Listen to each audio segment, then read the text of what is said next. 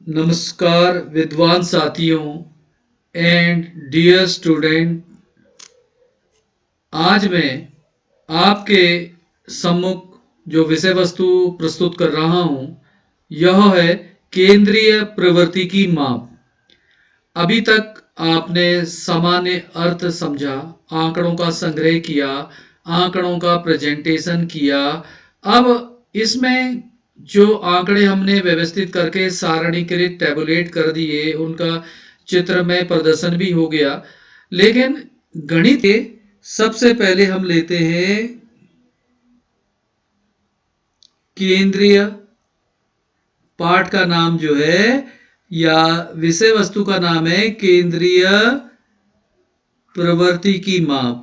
यानी कि हम सांख्यिकी में जो प्रयास कर रहे हैं वो ये कर रहे हैं कि हम वैज्ञानिक रूप प्रदान करने के लिए अब गणितीय मेथड का इस्तेमाल कर रहे हैं। जो हमने डाटा इस्तेमाल किया था या इकट्ठा किया, टेबुलेशन किया, उससे हम जो गणित है शुरुआती रूप में ऐसे भी निकाल सकते हैं, जिसको कहते हैं केंद्रीय प्रवृत्ति की मापें। केंद्रीय प्रवृत्ति की जो माप है यह बनाई जा सकती है इस तरह से कि भाई सबसे पहले जो केंद्रीय प्रवृत्ति की माप है, जो हमने आंकड़ा जोड़ा है उससे जो आसान सी गणित निकाली जा सकती है। औसत ज्ञात करने के लिए कई विधियां हैं। पहली है माध्य। माध्य क्या है, फिर इसको हम समझेंगे अभी। उसके बाद जो केंद्रीय प्रवृत्ति की माप है मध्यिका है, इसे इंग्लिश में मीडियन कहते हैं, माध्य को मीन कहते हैं। और फिर है बहुलक।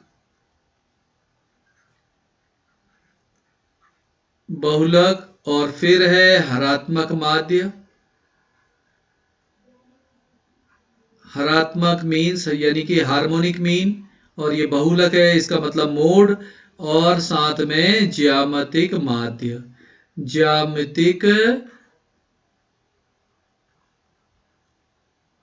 ज्यामितिक माध्य।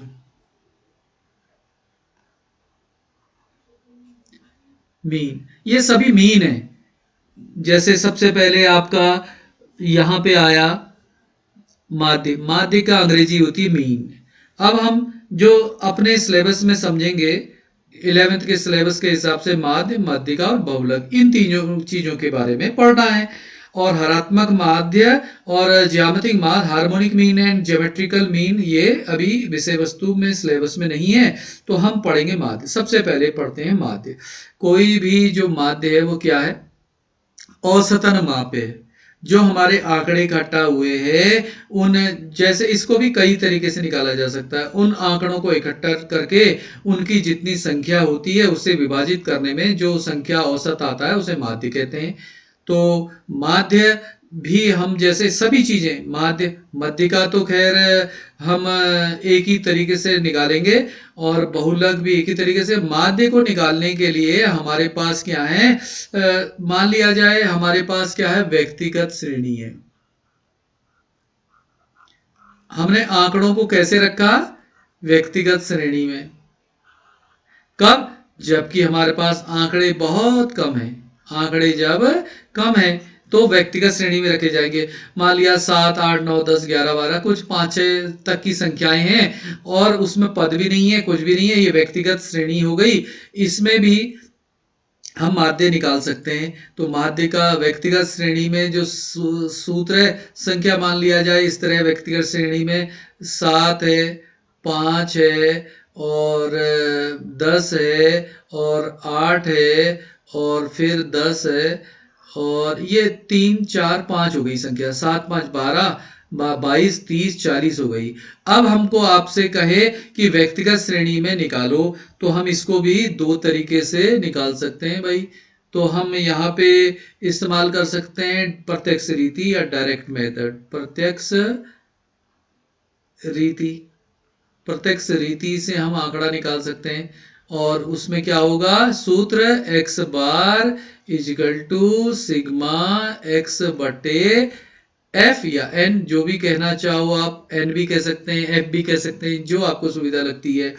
अब इसमें क्या है, इसको जोड़ने के सिग्मा x, x क्या है, ये है 7, 5, 10, 8, 10। ये और सिग्मा माने योग। अब आप इनका योग कर दो, ये क्या हो गई, योग करा तो 7 5 12 10 22 30 और 10 40 हो गया, जोड़ लो, इसको जोड़ेंगे आपस में तो ये सिग्मा इनका टोटल आ गया 40 बटे ये एन क्या है या एफ क्या है, फ्रीक्वेंसी कितनी है, 1 2 3 4 5 लोग हैं तो जिनको अलग अलग नंबर मिले थे। तो अब इसको काट देंगे तो हमारा सीधा सा आंसर क्या आ गया आपके लिए 8। ये हो गया हमारा प्रत्यक्ष रीति से। अगर हम लघु रीति से भी इसको करना चाहें तो निकाल तो सकते हैं, ज़्यादा दिक्कत नहीं है, लेकिन हमको ऐसे मानना पड़ेगा 7 5 8 है, इनको क्रमबद्ध कर लें तो इसमें बीच वाली संख्या कौन सी लग रही है, सबसे बीच में जो संख्या लग रही है वो, और सूत्र भी हो जाएगा हमारा x equal to sigma x बट्टे ए प्लस सिग्मा डी बट्टे एन। ये हो गया हमारा सूत्र, a प्लस सिग्मा डी। अच्छा, अब इसमें हम समझ लें a क्या है, जिसको भी हम अज्यूम्ड मान लेंगे, जिसको भी हम अज्यूम्ड मान लेंगे। बीच में कौन सी संख्या आ रही है, 5 7 8 10, तो हम 7 या 8 में से कोई भी ले सकते हैं, मान लिया 7 भी लेंगे तो अब हमारी सारणी क्या हो जाएगी, सारणी जो हो जाएगी वो इस तरह हो जाएगी, समझ लेते हैं, ये सारणी हो गई। अब इसमें क्या है, हमारी संख्या यहाँ पे है 5 7 8 10। अगर हम 7 को ले लेते हैं या 8, किसी को भी लेना चाहे, ये हमारे x के मान है, तो यहाँ पे क्या आएंगे, जो d का मान निकालते हैं तो d होता है x माइनस ए, तो अब d का मान निकालेंगे, ये होता है x माइनस ए। a क्या है, इनमें से हमने 7 को माना तो वो a हो गया। अब 7 में से इसको घटाओ 5, ये कितना आ गया, यहाँ पे 5 हुआ, यहाँ 7 हुआ, -2। फिर 7 में से 7 गया 0। फिर a हमारा 7 है और x है 8 तो यहाँ आया 1, यहाँ 10 है और ये 7 है तो आया 3। अब इनको जोड़ लेते हैं हम, कितना आया 4, और माइनस वाले कितने हैं 2 है, तो अब इसमें से 4 में से 2 गया तो सिग्मा डी जो हमारा डी का मान आया, सिग्मा डी का मान वो आया 2। अब हमको और क्या चाहिए, तो वहां a क्या है, कितना था हमारा बताइए। अब हम कर लेते हैं x bar equal to a कितना है, 7 लिया था हमने काल्पनिक माध्य, और सिग्मा डी का मान कितना निकला नीचे आपने देखा 2, और n कितना है हमारे पास, जो n है वो है 5 संख्याएं हैं, तो इसको हम निकाल सकते हैं अब आसानी से। तो और ये आएगा इस तरह से, इसको हम 7 प्लस 2/5, 2 को हम डिवाइड करेंगे 5 से तो कितना आता है 0.4, और 7 से अगर हम इसको जोड़ दें तो ये हो जाएगा 7.4।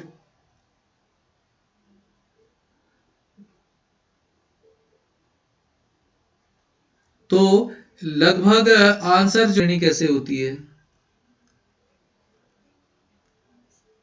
असतत श्रेणी कैसे होती है। असतत श्रेणी में जो है,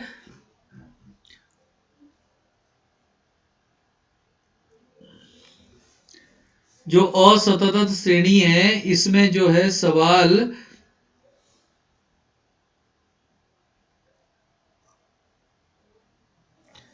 असतत श्रेणी में जो है, इसमें जो सूत्र होगा ये थोड़ा सा परिवर्तित हो जाता है। इसमें क्या होता है, प्रत्यक्ष रीति में करके देखेंगे तो x bar equal to sigma F X बटे एन हो जाएगा, और करने की प्रोसेस बढ़ जाएगी सवाल में, क्योंकि x के मान होंगे, जैसे x के मान होंगे यहाँ पे, यहाँ पद होगा, पद माने x हो गया, 10 है 12 है 14 है 16 है, यहाँ फ्रीक्वेंसी हो गई उसके साथ दी हुई, चाहे वो 5 हो फिर 7 हो फिर 10 हो, फिर हम इसको 8 भी ले सकते हैं जैसे अभी चल रहा था। तो चलो ये हो गई हमारी फ्रीक्वेंसी। अब क्या है इसमें पर, फ्रीक्वेंसी भी हो गई। अब क्या करना है इसमें, अगर इस सवाल को हल करना है तो देखो ये क्या बोल रहा है, सिग्मा एफ एक्स बटे एन। तो सिग्मा, अभी तो ये मल्टीप्लाई ही नहीं है आपस में, तो मल्टीप्लाई कर लेते हैं। तो ये हो जाता है 50, ये हो जाता है 12 सत्ते 84, ये हो जाता है 140, और ये हो जाता है 8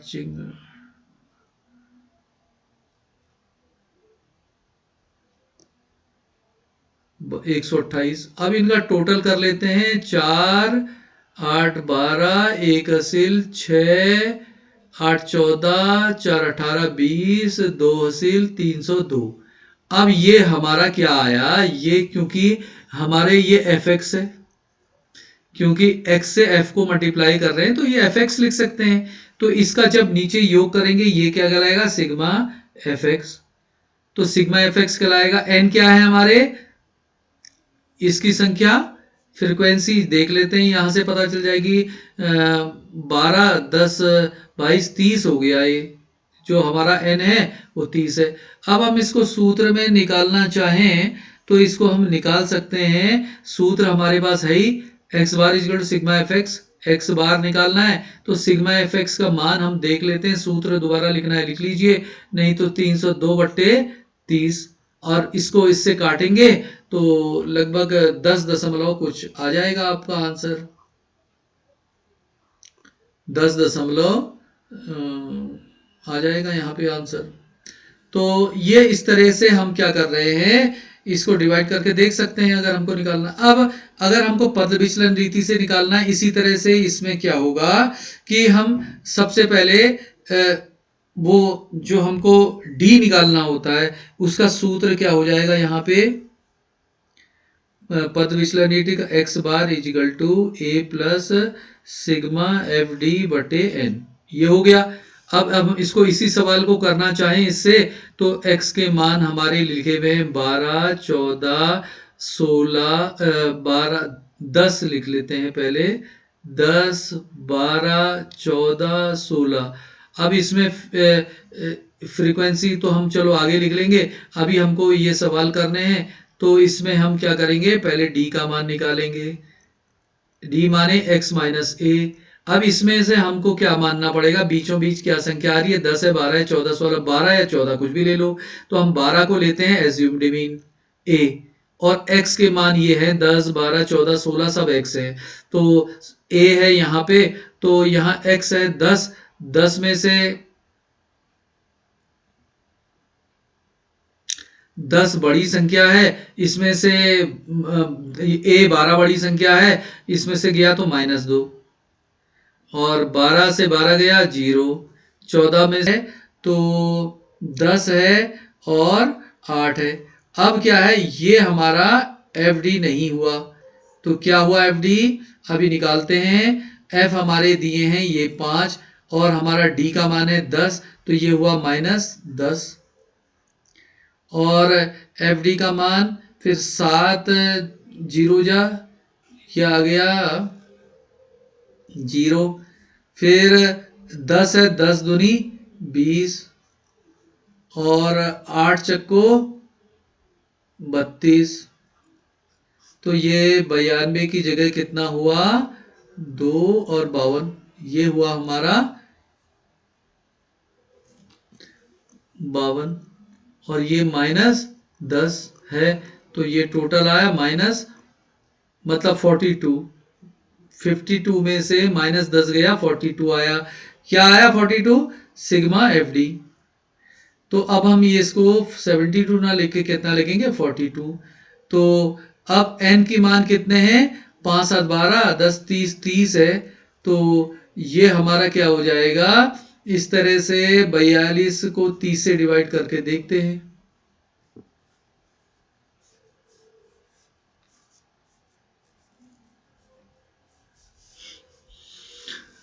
42 को अगर हम डिवाइड करें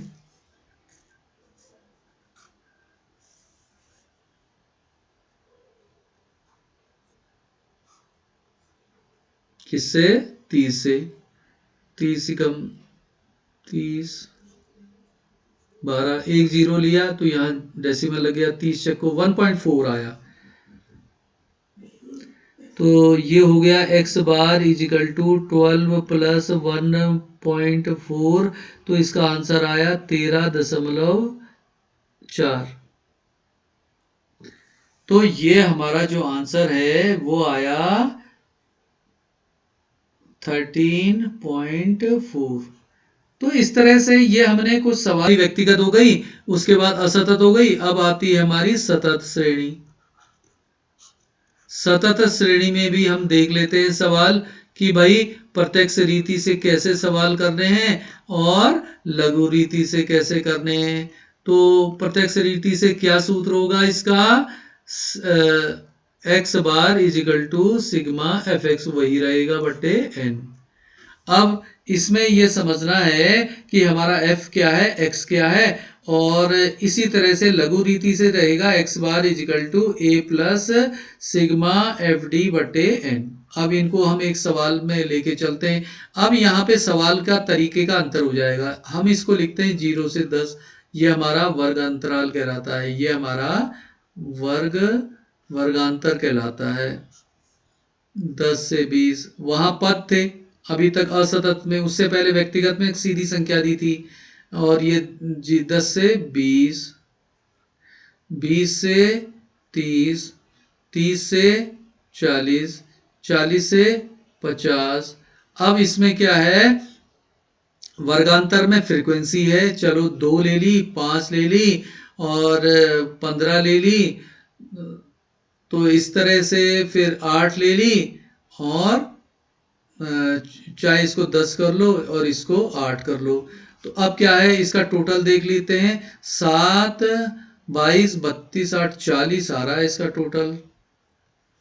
और इससे अभी हम डायरेक्ट से अगर हमको करना है, अब देखिए अब डायरेक्ट से करना है तो सतत श्रेणी में क्या दिक्कत आ रही है, यहाँ वर्गांतर है, और वर्गांतर है तो हमारे सूत्र में x का मान नहीं मिला है हमको, फ्रीक्वेंसी तो मिल गई है, ये 2, 5, 15, 10, 8 दे रखी है, लेकिन ये वर्गांतर देने से x का मान यहाँ लिखा रहता था 10, 12, 14, 16, वो नहीं मिल पा रहा है। इस सवाल में क्या होगा, और उससे पहले व्यक्तिगत श्रेणी में जो संख्या दी थी वही उसका x हो जाता था।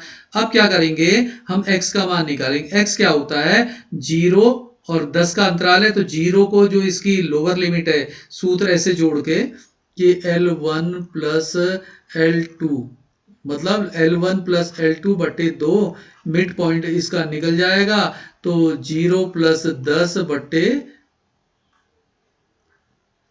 2 कितना आया, 10 बटे 2 5, यानी कि कहने का मतलब इन दोनों का आधा, तो यहाँ 5, इसका आधा निकालेंगे 30 का 15, 50 का योग हुआ इन दोनों का, इसका आधा हो जाएगा 50 का आधा 25, और इसी तरह से 30 40 का 70 तो 35, और 40 50 90 का 45। ये हमारे x के मान हो गए।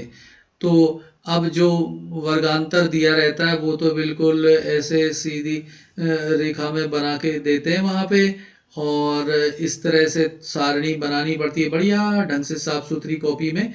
अभी यहाँ पे तो उतना व्यवस्थित जैसा नहीं लग रहा, फिर भी सावधानी से इसको आप कॉपियों में बनाएंगे। और ये हमको x का मान मिल गया। अब चूंकि औरों में तो हमको x के मान मिल ही गए थे, तो यहाँ पे नहीं मिल रहा था, तो ये हमने निकाल लिया यहाँ पे वर्गांतर के साथ, ये सब हमने ज्ञात कर लिए। अब इसमें क्या है कि यहाँ पे देखो अब सब x भी मिल गया, f भी मिल गया, तो हम डायरेक्ट मेथड में अब fx कर लेते हैं। fx यानी कि fx माने बीच में कोई चिन्ह नहीं है तो गुणा होंगे आपस में, तो 2 से 5 का गुणा 10, 15 से 5 का 75। अब ये है कि हमको निकालना है 25 इंटू 15, 5 25,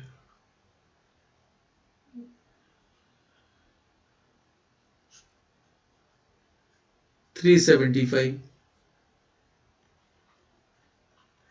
और 10 को 35 से गुणा किया 350, 8 पंजे 40, 8 से 32, 36। तो ये अब इसका टोटल करके देख लेते हैं हम।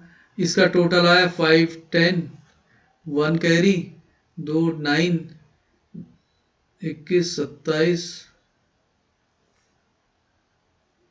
2 असील 5 8 3 11 ये आ रही है संख्या लगभग। तो अब इसको हम सूत्र में रखने की कोशिश करते हैं एक्स बार डायरेक्ट वाले मेथड में।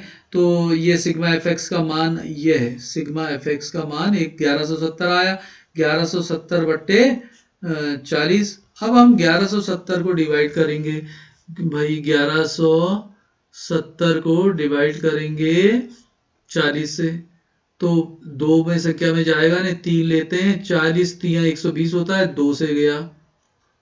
अब 7 आया, अब यहाँ पे क्या है, 7 में से 0 गया 7, और 11 में से 8 गया 3, यहाँ पे 0 बचा। अब 37 छोटी हो गई 40 से संख्या, तो हमने 0 भी उतार लिया। अब क्या करेंगे, 40 8 32, 40 नम 360 होता है, तो 9 से चला गया 360, बैलेंस बचा 10। इसको कर लेते हैं हम 100, तो ये हो गया 29.2 से गया। फिर आया 20 बैलेंस, तो फिर किया 40 पंजे 200, तो ये 29.25 आ गया इसका आंसर। x का मान आ गया, x बार का बल्कि, यानी कि माध्य जो आया इसमें 29.25 आ गया। तो ये हमने निकाला इसके सतत श्रेणी में प्रत्यक्ष विधि से। अब लघु रीति से भी कर सकते हैं। तो लघु रीति से करने के लिए फिर से हमको क्या करना पड़ेगा, थोड़ा सावधानी बरतनी पड़ेगी। और हमारा जो आंसर बनेगा, जैसे ये f के मान तो दिए ही हैं, अब फिर हमने क्या करना है, x के मान दिए, इसमें से बीच में संख्या है 25, ये हमारा a हो जाएगा। ये a हो जाएगा, तो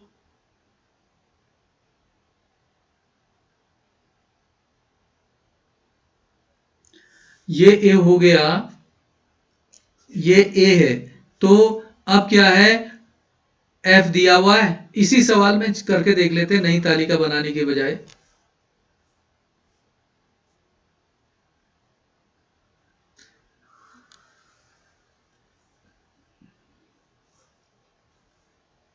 इसी सवाल को हम करके देखते हैं। यहां पे हम मान दिखा देते हैं कि भाई d equal to X minus A, D कितना, x हमारा a हो गया 25, और x कितना है पहले में 5, तो ये पहले में आया -20, दूसरे में आया -10, तीसरे में आया 0, चौथे में आया +10, क्योंकि पहले x का मान 35 बड़ा हो गया और a छोटा हो गया, और 45 से जब अंतर किया तो 20 आया।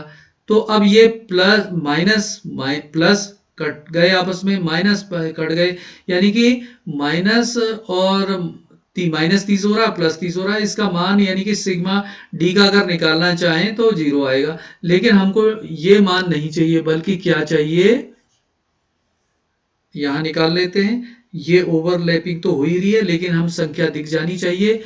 चलो इसको दूसरा रंग ले लेते हैं ताकि वो दिखे। तो यहां पे हम ले लेते हैं कि एफ डी, यहां पे सिग्मा डी नहीं आएगा, एफ डी आएगा। तो डी का मान कितना है, -20, तो एफ का मान है 2, तो यहां पे हो गया -40, 2 से गुणा हो गया -20। अब देखते हैं, फिर 5 से गुणा हुआ 10, तो -50, फिर 0 से गुणा हुआ 15, तो 0। अब फिर 10 गुणा हुआ 10 से 100, फिर 8 गुणा हुआ 20 से, तो 160। तो ये तो हो गया, प्लस वाले मान हो गए 260, और माइनस वाले जो मान थे इसका टोटल आया -90। अब हम 260 से जब 90 घटाएंगे तो वह आएगा 170, ये आ गया 170।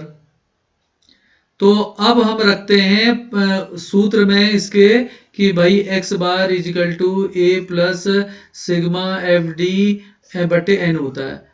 अब इस सवाल में हमको जो था मान, ये x का मान तो हमको लिखना ही पड़ा। एफ एक्स निकालने की जरूरत नहीं थी, हमने जो बाद की तालिका बनाई है D equal to X minus A और एफ डी, ये इसी की जरूरत ज़्यादा है हमको। तो अब हमने क्या करना है, ए का मान क्या माना था हमने, 25 में लिखा था, तो 25 प्लस सिग्मा एफ डी का मान आया 170 और एन जो हमारे पास था वो था 40।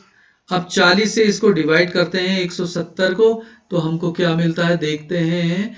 170 डिवाइडेड बाय 40, 4 चौको 16, 160 और 0 और 1 जब 100 किया तो ये आया 0.2, 80, 20, तो ये आया हमारा आंसर 4.25। तो ये आ गया 25 प्लस 4.25।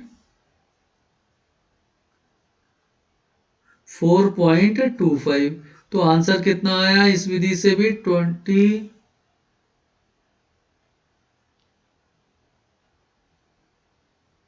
इसका भी आंसर आया 29.25।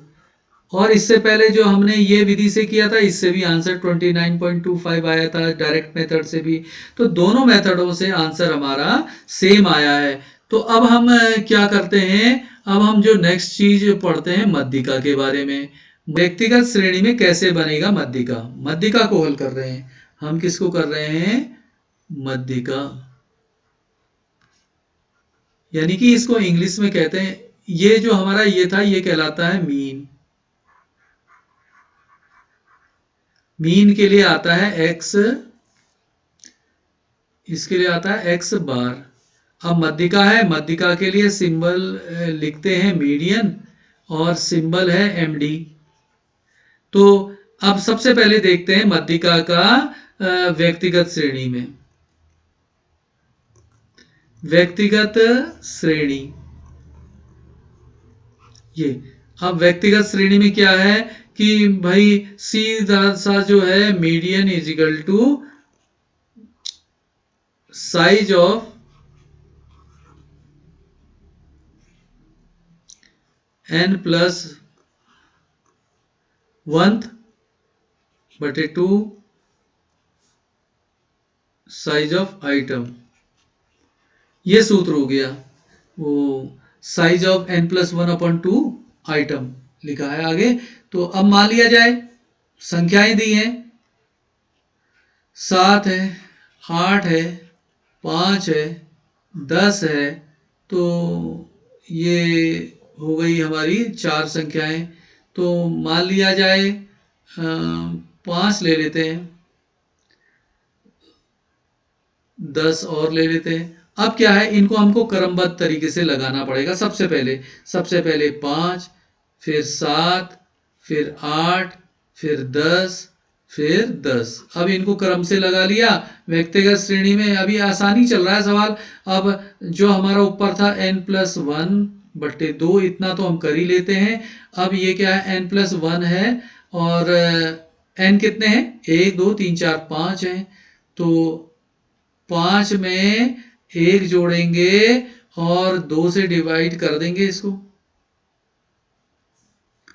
2 से डिवाइड कर देंगे तो ये हो जाएगा 6 बट्टे 2 इजिकल टू 3। अब 3 नंबर में कौन है देखिए स्थित, 5 7 8, तीसरे नंबर में 8 है, तो मीडियन इजिकल टू 8।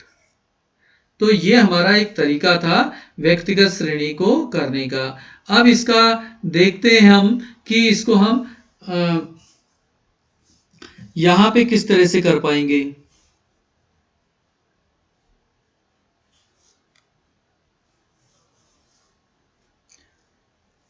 असतत श्रेणी में, असतत श्रेणी में यानी कि हमारे पद हैं जैसे 10 12 14 16, इसमें फ्रीक्वेंसी है 5 8 15 और 10, ऐसे मान लिया। इसको चलो हम कर देते हैं 17। अब क्या है, अब हम देखते हैं कि ये हमारी फ्रीक्वेंसी हो गई क्रमबद्ध तरीके से। अब इसमें क्या करना है कि n+/2 ये कितना हो गया, फ्रीक्वेंसी n जो हो गई वो हो गई 27, 35, 40 हो गई, 13, 30, 40।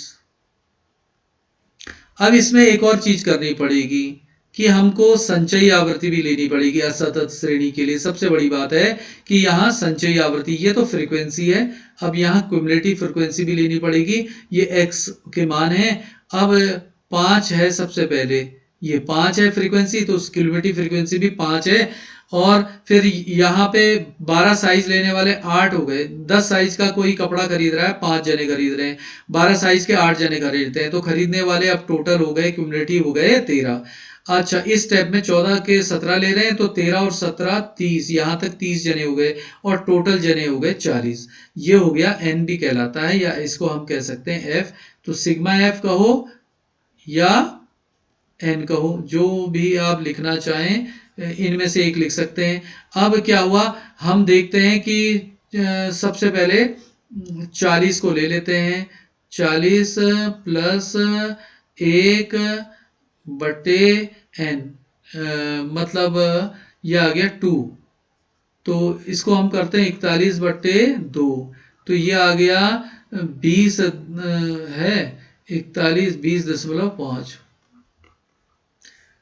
अब 20.5 इस संचयी आवृत्ति में किसके अंदर अधीन आ रहा है, हम देखेंगे कि किसके अधीन आ रहा है। तो मान लिया जाए यह आ रहा है जो हमारा 20.2, 13 से तो बड़ा ही है, तो ये 30 है, तो इस रेंज को पकड़ेगा ये। और इसके साथ में पद जो है वो है क्या, 14। तो हमारा जो मीडियन क्या हो गया, वो मीडियन इजिकल टू 14। अब हम इसी सवाल को करते हैं कि भाई सतत श्रेणी में कैसे कर सकते हैं इस सवाल को। सतत श्रेणी में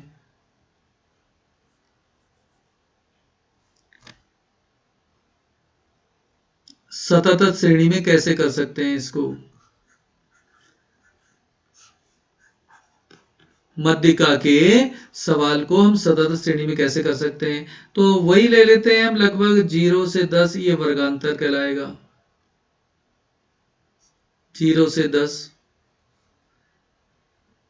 10 से 20, 20 से 30, 30 से 40, 40 से 50।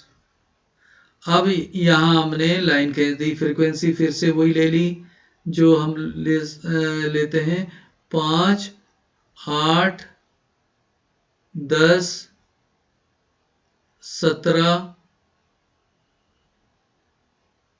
और यहां पे 10 और ले लो। तो ये हमारा क्या हो गया, एक जो है फ्रीक्वेंसी भी हो गई। अब हमको क्या चाहिए, यहाँ पे हमको मध्यिका निकालना है। तो मध्यिका का जो सूत्र होता है वो यहाँ सतत श्रेणी के लिए क्या हो जाता है, md equal to L1 plus कोष्टक में हम n बटे 2 लिख सकते हैं, माइनस CF कर सकते हैं, बटे F कर सकते हैं, और इसमें क्या है फिर इनटू I।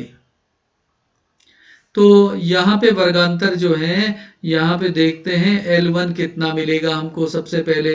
तो L1 ज्ञात करने के लिए अभी हमको कोई मिला तो नहीं है, सबसे पहले हम n बटे 2 ज्ञात करेंगे। n हमारा कितना होगा, n होगा 5, 8, 13, 23, 23, 30, 40, 50 हो गया ये टोटल।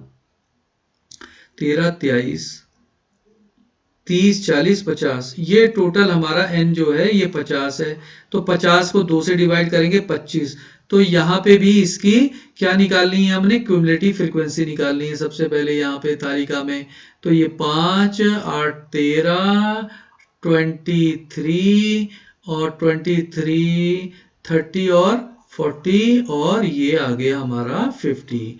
तो जो अब देखेंगे इसको, जो हमारी ये संख्या आई है,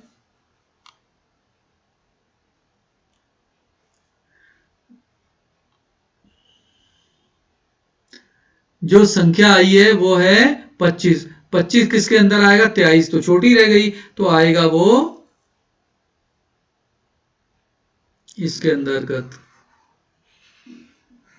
और इसका L1 क्या बनेगा, ये L1 बन जाएगा और ये L2 बन जाएगा, ये फ्रीक्वेंसी बन जाएगी। अब इससे तो छोटी है तो क्यूमुलेटिव फ्रीक्वेंसी का जो मान सूत्र के लिए है वो हम उससे पहले वाली फ्रीक्वेंसी को लेंगे और इस तरह से इसको सूत्र में रखेंगे। L1 कितना है देखेंगे, यह है 30 और n/2 कितना निकाला था हमने, 25 और क्यूमुलेटिव फ्रीक्वेंसी 40 से पहले वाली क्या है, 23 और ये कोष्टक बंद। नीचे फ्रीक्वेंसी का मान कितना दिया हुआ है, ये ठीक सामने 17 दिया है, इंटू आई वर्गांतर कितना है, 30 और 40 के बीच में अंतर 10। अब हम देखते हैं कि 30 में प्लस होगा 2/17 इंटू 10। अब ये हो गया 30 प्लस यहाँ पे आया ये 20/17। अब ये जो हो गया सवाल निकाल के ये 20/17। अब 20 को हम डिवाइड कर लेते हैं, 20 डिवाइडेड बाय 17, 1, 3, ये आ गया 3, 0, 17 पॉइंट, ये आया 1, 13, फिर 13 लगभग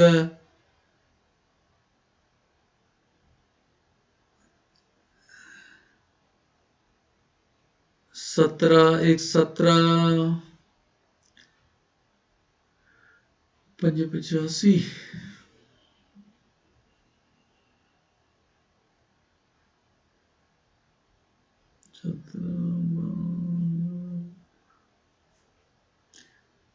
संख्या देखना चाहेंगे, 7 से करते हैं मंडल, 7 से 49,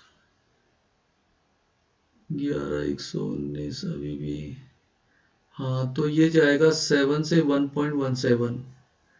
अब इसमें क्या करेंगे, हम लिख लेंगे 30 प्लस 1.17 तो ये हो जाएगा आंसर 31.17। तो ये हमारा मध्यिका से भी क्या निकल गए, सवाल निकल गए, सभी व्यक्तिगत श्रेणी, सतत श्रेणी और असतत श्रेणी के भी निकाल चुके हैं। हम तीनों श्रेणी के हमने सवाल निकाले। अब हमारा जो सवाल बचता है वो है, अब इसको हम करेंगे सवाल। अब ये मोड है तो सबसे ज्यादा पसंद, इसको व्यूस्टिक भी कहते हैं, मोड में मोड कहते हैं, बहुलक कहते हैं, व्यूस्टिक कहते हैं, सबसे पसंद की जाने वाली वस्तु।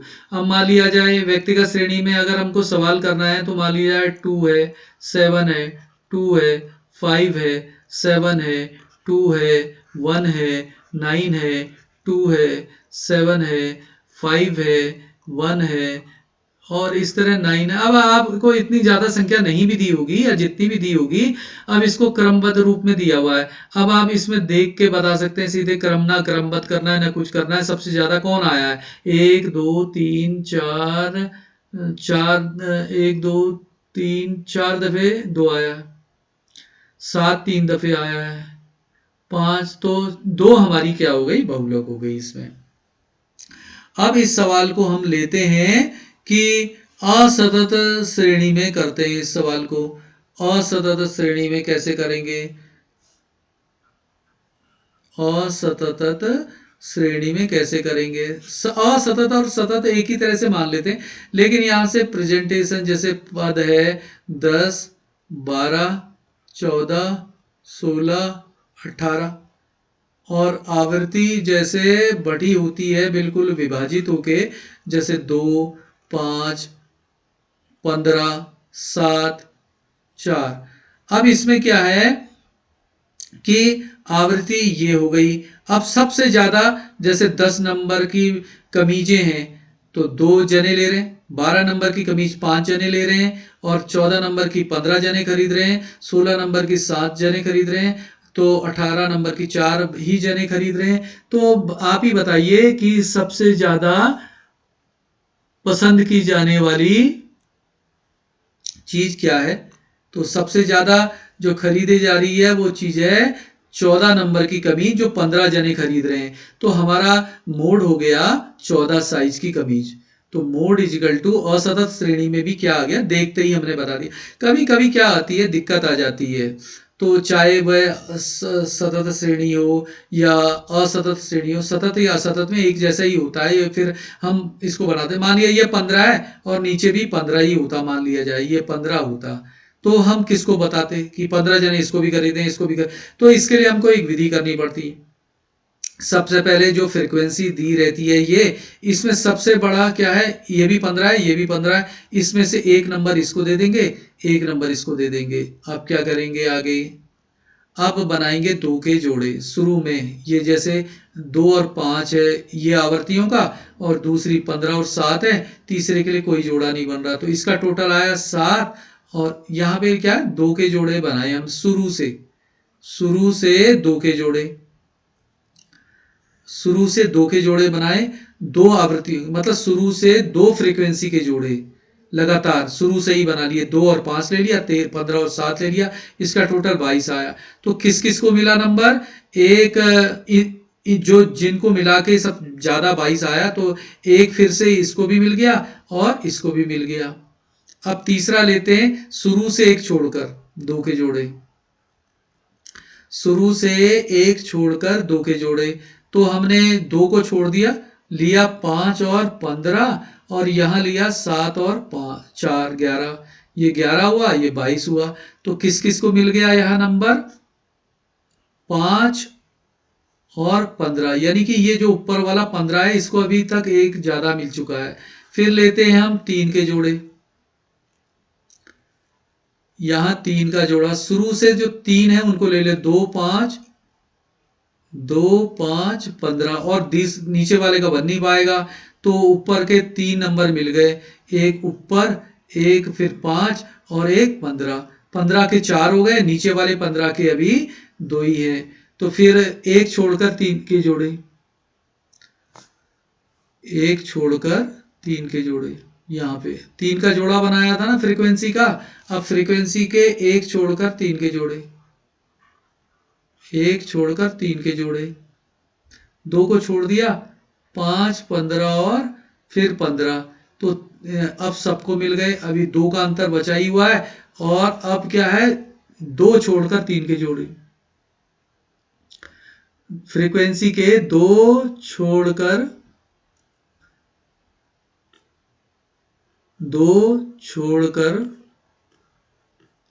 3 के जोड़े। अब 2 छोड़ दिए, 2 और 5 छोड़ दिया, तो हम किसके बनाएंगे, 15 7 और 4 का बनाएंगे, 22 4 26, तो तीनों को फिर एक एक पॉइंट मिल गया। यानी कि फिर भी अगर हम नंबर दें, 2 को तो योग करें आवृत्तियों का, 2 को तो कुछ भी नहीं मिला, 5 को शायद 1 या 2 मिले होंगे, 15 को ऊपर मेरे ख्याल से 5 मिल चुके हैं, इसको 3 मिल चुके हैं, और 4 को भी शायद 1 मिला होगा। तो ज्यादा आवृत्ति किसके लिए आ रही है, 14 साइज वाले के लिए आ रही है। तो 14 साइज के लिए ही आवृत्ति आ रही है। तो 5 इसमें समूह, इस तरह से विधि से पता चल गया कि जो ऊपर वाला 15 है आवृत्ति में उसको हमको सेलेक्ट करना चाहिए। ऐसा ही कभी संचयी सतत श्रेणी में भी अगर सवाल आ जाए तो वहां भी हमको इस तरह से ध्यान देना पड़ता है। असतत में तो हमने देख के बता ही दिया था, तो इसमें हमको क्या है, 14, हमने कोई सूत्र नहीं लग रहा, सीधा बोल दिया कि 14 हमारी 15 आवृत्ति में सबसे अधिक है, ये हमारा बहुलक है। इसमें सवाल में कोई सूत्र नहीं लग रहा है। अब हम क्या करते हैं, सूत्र को हम यही रहने देते हैं, तो ये क्वेश्चन को यही रहने देते हैं। अब करते हैं सतत श्रेणी। अब इसमें करते हैं, ये तो हमने बताया खाली विधि से, वैसे तो देख के पता चल जाता है कि किसका होगा।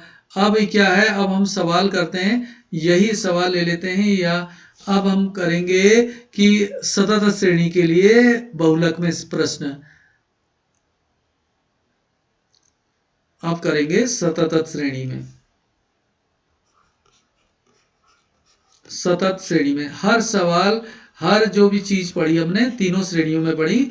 अब सतत श्रेणी में इसके सवाल देखने के लिए हमने वर्गांतर लेते हैं। वर्गांतर 0 से 10, 10 से 20, 20 से 30, 30 से 40, 40 से 50। अब वर्गांतर के बाद यहां पे आया हमारा फ्रीक्वेंसी। फ्रीक्वेंसी हमने रख ली 2, 5, 7, 15,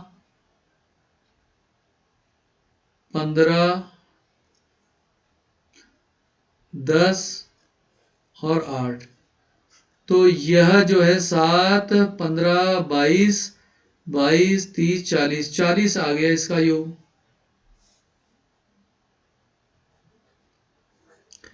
अब हम क्या करेंगे कि इसका सूत्र जो है वो है Z is equal to L1 plus, इसका जो सूत्र है वो है F1 माइनस F0 बट्टे 2F1 minus F0 minus F2 into आई। अब इसको समझना पड़ेगा। ये कोई सवाल तो ज्यादा कठिन है नहीं। सूत्र देख, L1 आपको पता ही चल रहा है आज तक कि लोअर लिमिट वर्गांतर में कौन है, जो पहले जैसे ये जो संख्याएं लिखी गई हैं 0, 10, 20, 30, 40, 0 से 10 में 0, 10 से 20 में 10, 20 से 30 में 20, 30 से 40 में 30, 40 से 50 में 40, ये L1 थे। F1 क्या है? अब सबसे पहले हमको इस सवाल में क्या करना पड़ेगा, यहां पे